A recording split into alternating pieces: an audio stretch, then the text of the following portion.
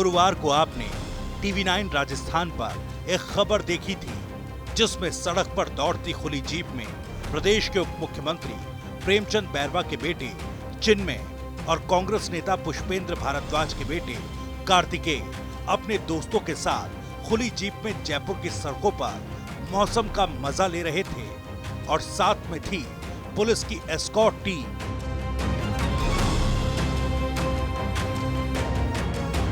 साथ ही एक तस्वीर एक कार कंपनी के शोरूम की भी थी जहां पूरे लाभ लश्कर के साथ गाड़ी खरीदी जा रही थी। फिर उसी गाड़ी में बैठकर वो सब बाहर निकले और वहां भी पुलिस उन्हें एस्कॉर्ट करती दिखाई दी।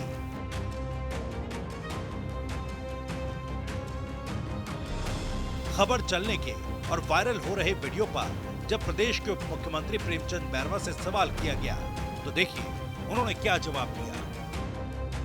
ये मेरा बच्चा अभी सीनियर स्कूल में पढ़ता है और उसके साथ में स्कूल के बच्चे वो आपसी में दोस्त हैं और मैं तो माननीय प्रधानमंत्री जी को धन्यवाद देना चाहूँगा इस बात को कि मेरे जैसे व्यक्ति को राजस्थान का उप मुख्यमंत्री बनाया और उप मुख्यमंत्री बनाने के बाद मेरे बेटे को अगर कोई भारी पैसे वाले लोग या उनको साथ बिठाते हैं, उनकी गाड़ी में बिठा लिया तो उसने भी देखने का उसने मौका दिया है कि वो भी एक अच्छी गाड़ी को देखा है।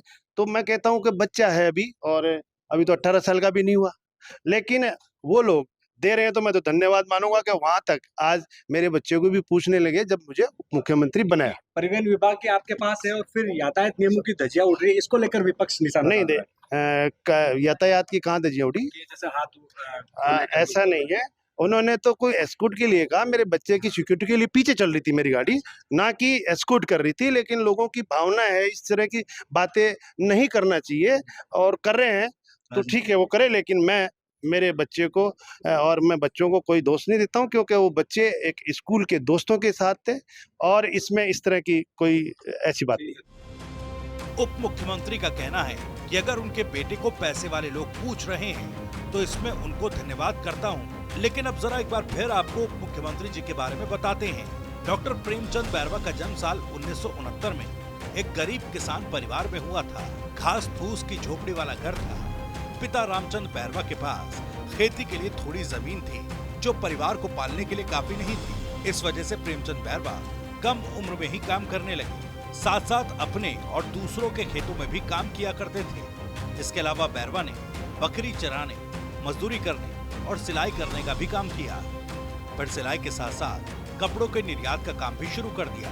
वहीं इस क्षेत्र का स्थापित व्यापारी बनने से पहले उन्होंने 3-4 साल तक LIC एजेंट के रूप में काम किया। जब पैसा बनने लगा तो प्रॉपर्टी डीलिंग का काम भी करने लगे। इसके बाद राजनीति में उतर गए। कॉलेज के दिनों में ही अखिल भारतीय विद्यार्थी परिषद में सक्रिय हो गए और 24 साल की उम्र में बीजेपी में चले गए। यहाँ भी उन्हें कामयाबी मिलती गई और 2013 में पहली बार वो विधायक चुने गए। शुरुआती जीवन गरीबी में बिताने वाले प्रेमचंद बैरवा अब करोड़ों के मालिक हैं। उनके पास सोना चांदी, घर गाड़ी और काफी जमीन है। वो कृषि योग्य 3 करोड़ रुपए की जमीन के मालिक हैं। 55 लाख रुपए की गैर कृषि भूमि है। प्रेमचंद बैरवा के 9 बैंक खातों में 3,83,871 रुपए हैं। खुद के पास 200 ग्राम सोना और पत्नी के पास 250 ग्राम सोना है। वहीं पत्नी के पास लाखों रुपए की गाड़ी है। वो एक पेट्रोल पंप के डीलर भी हैं। सवाल फिर एक बार वही कि नाबालिगों के हाथों में कार का स्टीयरिंग क्या नियम कानून की अवहेलना नहीं है? क्या किसी आम परिवार का नाबालिग ऐसा काम करता तो पुलिस उन्हें ऐसे ही एस्कॉर्ट करती? यहाँ उप मुख्यमंत्री जी खुद स्वीकार रहे हैं कि उनका बेटा भी 18 साल का नहीं है। ओपन जीप में घूमते हुए, रील बनाते हुए और कंपनी से कार खरीदने वक्त भी पुलिस एस्कॉर्ट करने क्यों गई? क्या कार उप मुख्यमंत्री जी के बेटे ने खरीदी?